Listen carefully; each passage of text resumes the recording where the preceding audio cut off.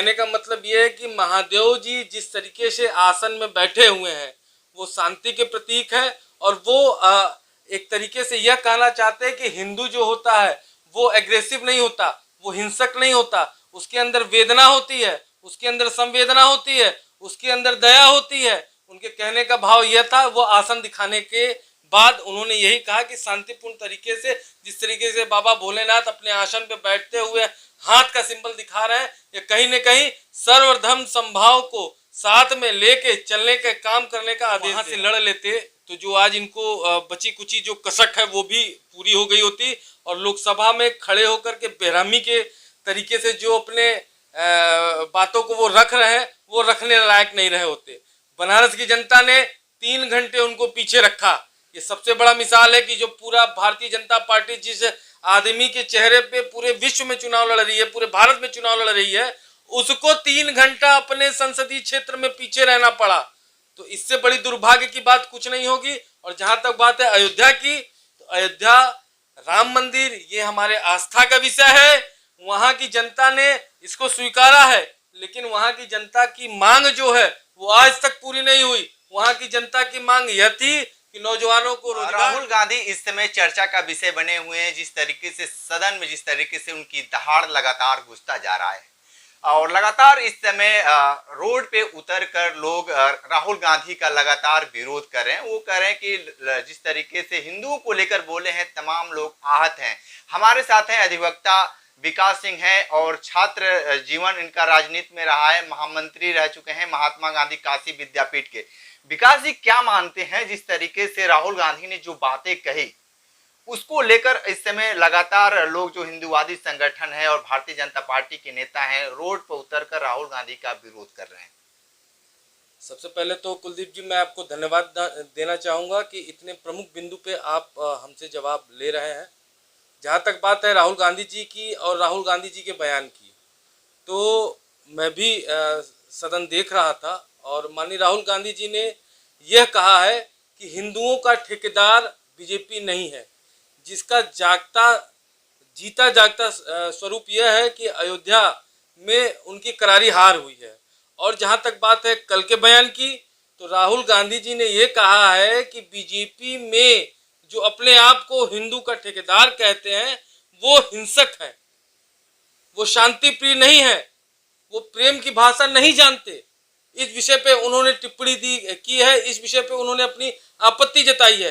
लेकिन भारतीय जनता पार्टी के जो आईटी सेल हैं उन 2 शब्दों को काट करके केवल यह चला रहे हैं कि हिंदू हिंसक होते हैं।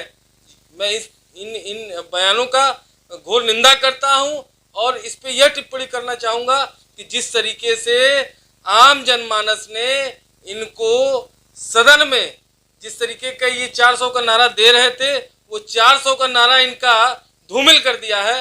ये सबसे जीता जागता स्वरूप है कि यह अपने मंशा में कभी कामयाब नहीं हो पाएंगे। राहुल गांधी जिस तरीके से अब सदन में बोल रहे हैं, अब जो सत्ता में बैठे लोग हैं उनको जवाब देने के लिए प्रधानमंत्री, गृह मंत्री और रक्षा मंत्री तीनों लोग लगातार उनको पे प्रहार कर रहे हैं, फिर भी राहुल गांधी रुक नहीं रहे हैं। क्या मानते हैं कि इस बार विपक्ष मजबूत है? राहुल जी अपने आप में बहुत मजबूत हैं। वो आदमी कई हजार किलोमीटर पैदल चल कर यह संदेश देने का काम किया है कि समाज का हर वर्ग, चाहे वो हिंदू हो, चाहे वो मुस्लिम हो, चाहे वो सिख हो, चाहे वो ईसाई हो, सबको मिल करके वो लेके चलने का काम कर रहे हैं। और जहाँ तक बात है सदन की, तो सदन में राहुल जी कुछ अलग नहीं बोल रहे। जो वो इतनी लंबी यात्रा किए हैं, आम जनमानस की जो पीड़ा है, आम जनमानस की जो समस्या है, उसको सदन में उठा रहे हैं, और उन समस्याओं के ऊपर काम न करना पड़े इसलिए इनको पेट में दर्द हो रहा है, और इसलिए एक भाग खड़े हो रहे हैं और खड़े होकर के कह रहे हैं हमें संरक्षण दिया जाए। लेकिन आप क्या मानते हैं, राहुल गांधी ने महादेव के पोस्टर भी लेकर गए थे सदन में, क्या दिखलाना चाहते थे वो? उनका कहने का मतलब ये है कि महादेव जी जिस तरीके से आसन में बैठे हुए हैं वो शांति के प्रतीक है, और वो एक तरीके से यह कहना चाहते हैं कि हिंदू जो होता है वो एग्रेसिव नहीं होता, वो हिंसक नहीं होता, उसके अंदर वेदना होती है, उसके अंदर संवेदना होती है, उसके अंदर दया होती है। उनके कहने का भाव यह था। वो आसन दिखाने के बाद उन्होंने यही कहा कि शांतिपूर्ण तरीके से, जिस तरीके से बाबा भोलेनाथ अपने आसन पे बैठते हुए हाथ का सिंबल दिखा रहे हैं, ये कहीं न कहीं सर्वधर्म समभाव को साथ में लेके चलने के काम करने का आदेश दे रहे हैं। लेकिन जिस तरीके से अब देखा जा रहा है कि लगातार सियासत तेज होता जा रहा है राहुल गांधी को लेकर, हर जो सत्ता में बैठे लोग हैं, हर लोग के जुबान पे राहुल गांधी चल रहे हैं। ऐसा क्या राहुल गांधी ने कर दिया है कि इन लोगों को नाम लेना मजबूरी हो गया है? राहुल गांधी एक बहुत बड़ा नाम है, प्रधानमंत्रियों के परिवार का वो लड़का है। उनको बताने की ज़रूरत नहीं है कि उनको राजनीति कैसे करनी चाहिए। वह गरीबों की, नौजवानों की, बेरोजगारों की समस्याओं को अनुभूति कर रहे हैं और इसी बिंदु पे वह लोकसभा में सवाल उठा रहे हैं, जिससे कि इनके पेट में दर्द हो रहा है। इन्होंने न नौजवानों के लिए कोई शिक्षा का व्यवस्थाएं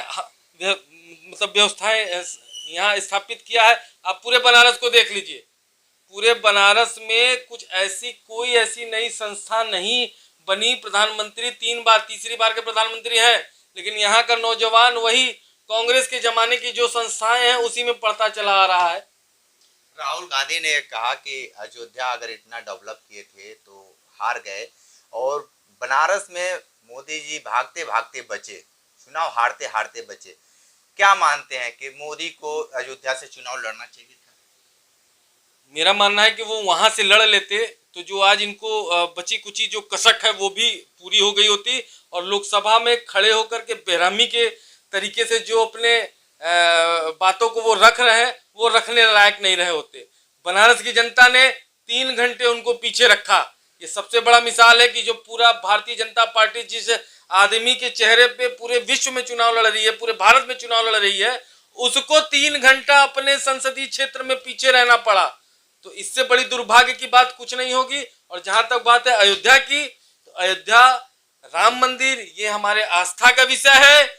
वहां की जनता ने इसको स्वीकारा है, लेकिन वहां की जनता की मांग जो है वो आज तक पूरी नहीं हुई। वहां की जनता की मांग यह थी कि नौजवानों को रोजगार मिले, वहां की जनता की मांग ये थी कि नौजवानों को शिक्षा मिले, वहां की नौजवानों की मांग ये थी, वहां के लोगों की मांग ये थी कि वहां व्यवसाय वृहद रूप में हो। लेकिन ऐसा कुछ नहीं है, केवल ये मार्केटिंग करने का काम करते हैं। और जिसका जीता जागता स्वरूप अयोध्या में जिस तरीके से वो हारे और बनारस में 3 घंटा पीछे रहे, ये सबसे बड़ा जीता जागता स्वरूप है।